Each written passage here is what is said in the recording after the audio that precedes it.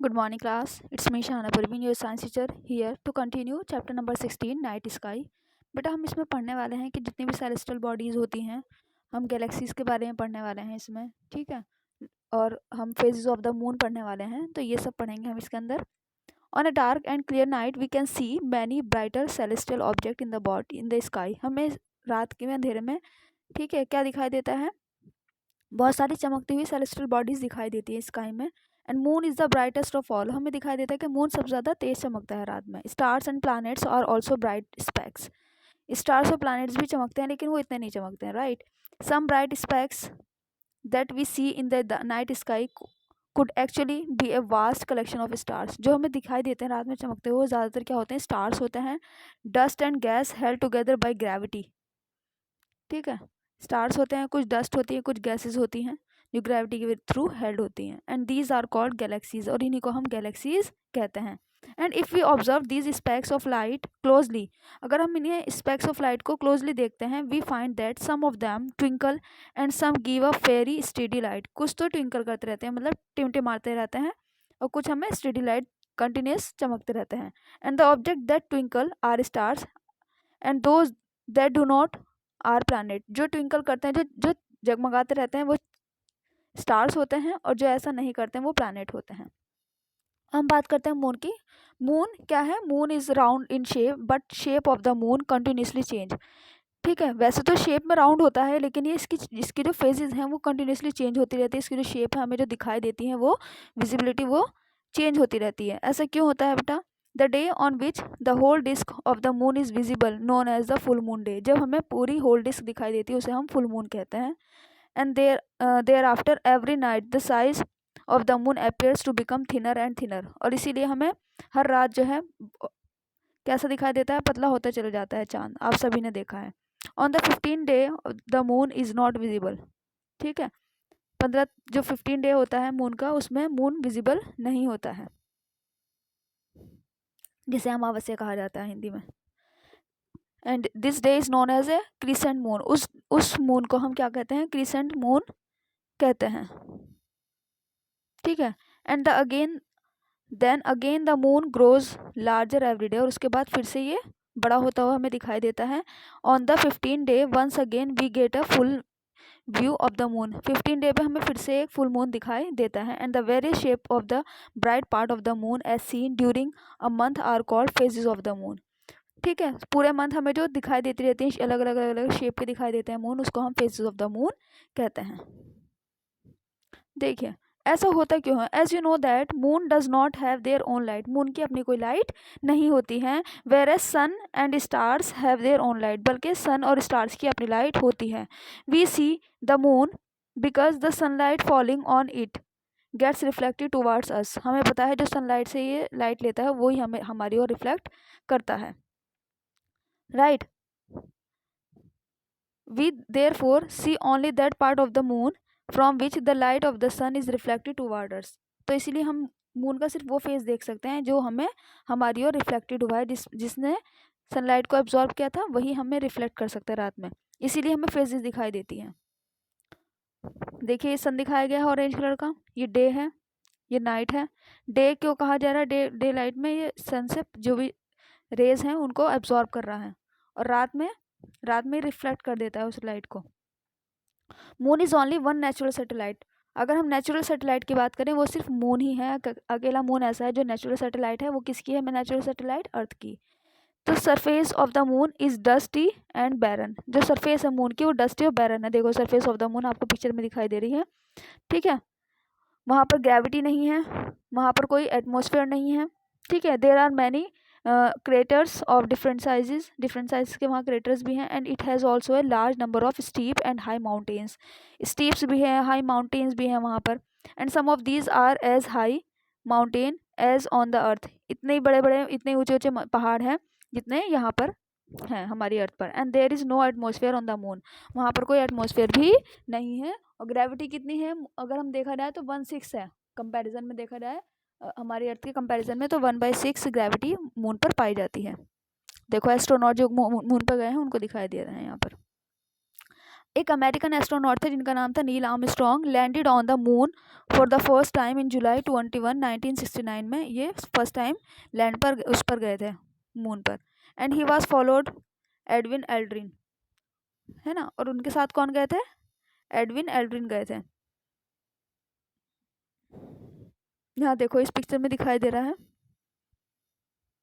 इस पिक्चर में बहुत ज़्यादा ये चीज़ आपको क्लियर है कि सन है, अर्थ है, ठीक है, और अर्थ के चारों ओर देखो ये चक्कर लगाता रहता है।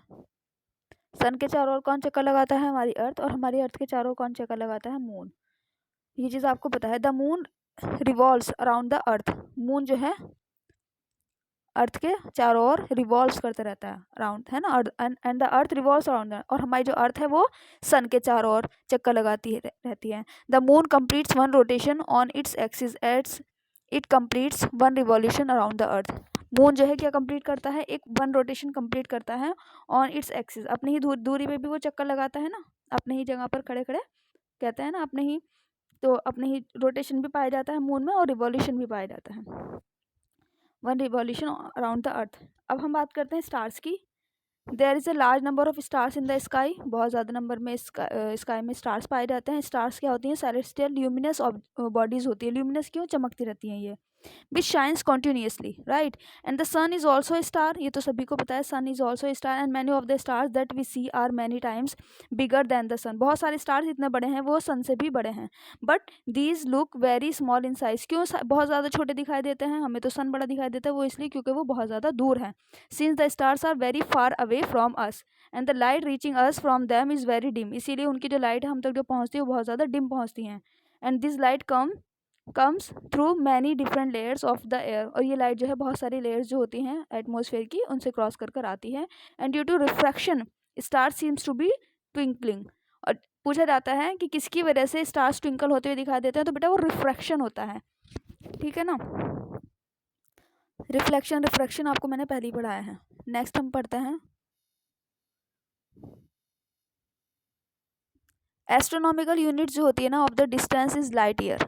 अगर हम बात करें एस्ट्रोनॉमिकल यूनिट डिस्टेंस किसी भी हमारा हमसे सन के जो डिस्टेंस हो उसको नापने के लिए, ठीक है, एक यूनिट होती है, उसको कहते हैं light year. Light year is the distance travelling by light in 1 year. एक, है ना, 1 ईयर में कितनी जो है लाइट ट्रेवल हो रही है।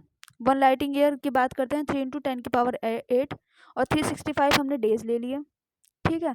ये लाइट की स्पीड है बेटा, और 365 हमने डेज ले लिए, 24 हमने आवर्स ले लिए, 60 हमने मिनट ले लिए, ठीक है।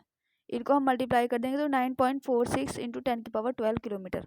तो नेक्स्ट क्लोजेस्ट स्टार जो है ना हमारे पास क्या है? वो प्रोक्सिमा सेंचुरी जो है नेक्स्ट क्लोजेस्ट स्टार है। And it is about 4.3 light years away. हमसे कितनी दूर है ये? 4.3 लाइट ईयर्स अवे है हमसे। अब हम बात करते हैं मिल्की वे की। मिल्की वे क्या है? द मिल्की वे या गैलेक्सी जिसे हम कह देते हैं ना, हमारी जो गैलेक्सी है उसे मिल्की वे गैलेक्सी कहा जाता है। To which the sun belongs is estimated to have hundreds of millions of stars. उसमें क्या, 100 ऑफ बिलियंस ऑफ स्टार्स है उस गैलेक्सी में। It has a diameter of about 1 lakh light year इसका डायमीटर है ना। इतने डायमीटर में ये सारी की सारी बॉडीज जो हैं इसके चारों ओर हैं। And it is called the milky way. इसको हम मिल्की वे क्यों कहते हैं? Because it looks like a trail of milk, क्योंकि मिल्क की ट्रेल की तरह दिखाई देता है, स्प्लिट अक्रॉस द स्काई, इसलिए इसको मिल्की वे कहा जाता है। The stars like the sun appears to move from east to west. हमें सन कैसे दिखाई देते हैं? स्टार्स सन की तरह भी हमें कैसे दिखाई देते हैं? वो घूमते रहते हैं from east to west. And this is caused by the earth's rotation. ये अर्थ की रोटेशन की वजह से होता है ऐसा कि हमें चलते हुए दिखाई देते हैं सितारे। And however there is one star, यहाँ पर एक स्टार है, which appears almost stationary to us, जो हमेशा हमें एक ही जगह पर दिखाई देता है। उसका नाम क्या है? पोल स्टार या ध्रुव तारा जिसे कहा जाता है। Because it is in the direction of the north pole, क्योंकि ये क्या है, ये कौन सी डायरेक्शन में? नॉर्थ पोल की डायरेक्शन में। And all the stars appears to rotate about a point, और हमें दिखाई देते हैं बाकी सारे स्टार्स एक पॉइंट से घूमते हुए दिखाई देते हैं। And close to the pole stars which appears to be almost stationary, जो हमें ऑलमोस्ट स्टेशनरी दिखाई देता है। If we measure the angle of pole star, अगर हम पोल स्टार का एंगल की बात करें about the horizon, it gives us latitude on the earth. ये हमें एक लैटिट्यूड देगा अर्थ पर। And this made pole star the most important star for navigators at सी। अगर हम बात करते हैं नेविगेटर की, तो उनके लिए ये स्टार जो है एक तरह से नेविगेशन का काम करता है। ठीक है, उन्हें नेविगेट करता है, उन्हें विचलन से बचाता है। अब कॉन्स्टलेशंस क्या होते हैं? Constellations many times certain group होते हैं स्टार्स के, सीम्स टू बी फॉर्म है रिकॉग्नाइजेबल पैटर्न, एक डिफरेंट टाइप का पैटर्न बना लेते हैं। कुछ स्टार्स ऐसे होते हैं in the night sky and these are called constellations, इन्हीं को हम कॉन्स्टलेशंस कहते हैं। And there are many as 88 constellations पाए जाते हैं। And these were named after animals और मैनी माइथोलॉजिकल कैरेक्टर्स, इनको बहुत सारे एनिमल्स के नाम पर इनके नाम दे दिए गए, कुछ माइथोलॉजिकल कैरेक्टर्स के नाम पर इनके नाम दिए गए। कुछ इंपॉर्टेंट कॉन्स्टलेशंस क्या हैं? उर्सा मेजर है, उर्सा माइनर है, ओरियन है, ठीक है, कैसियोपिया है। उर्सा मेजर की अगर हम बात करते हैं, it can be seen during summer time in the early part of the night. ये कब देखा जा सकता है? समर टाइम में देखा जा सकता है, early part of the night, जैसी नाइट शुरू होगी तब देखने के लिए मिलता है। इसे हम बिग डिपर या ग्रेट बियर या सप्तऋषि कहा जाता है इसको। बाकी नेक्स्ट क्लास में कंटिन्यू करते हैं। आज के लिए इतना ही। कुछ समझ में ना आया हो तो बेटा पूछ लीजिएगा।